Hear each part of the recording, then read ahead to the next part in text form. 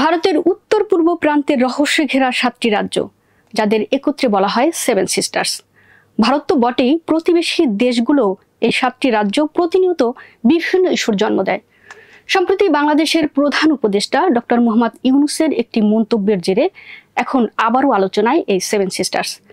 Seven সিস্টার্সের ইতিহাস জানতে আমাদের ফিরে যেতে হবে সেই 1972 সালে।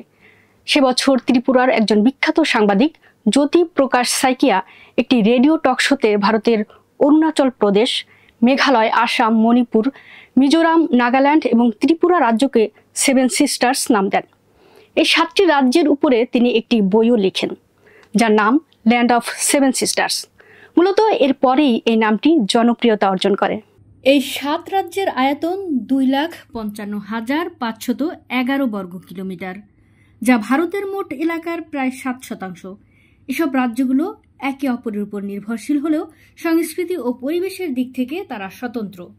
এই 7টি রাজ্যে জাতিগত এবং ধর্মীয় বৈচিত্র্য বিদ্যমান থাকলেও রাজনৈতিক, সামাজিক এবং অর্থনৈতিক ক্ষেত্রে তাদের অনেক মিল রয়েছে। ভূরাজনৈতিকভাবে এদের অবস্থান, প্রাকৃতিক সম্পদ এবং বৈচিত্র্যময় সামাজিক কাঠামো তাই সারা বিশ্বে অতুলনীয়। এসব রাজ্যের বেশিরভাগ মানুষই নানা আদিবাসী জাতি এবং উপজাতি সম্প্রদায়ের। আসামের মাধ্যমে রাজ্যগুলো ভারতের মূল ভূখণ্ডের সঙ্গে যুক্ত হয়েছে, তবে আগে এসব রাজ্য ভারতের অন্তর্ভুক্ত ছিল না।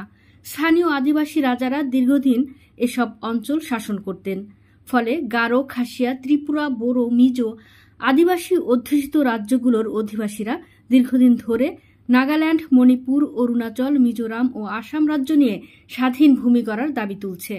সম্প্রতি ভারতের স্বাধীনতা দিবসে মণিপুর রাজ্যে কয়েক হাজার লোক নাগা পতাকা উড়িয়ে স্বাধীন ভূমির পক্ষে সমর্থন দিলে বিষয়টি বিশ্ববাসীর নজরে আসে। নিউজ ডেস্ক, সুমনা, ভোরের আকাশ।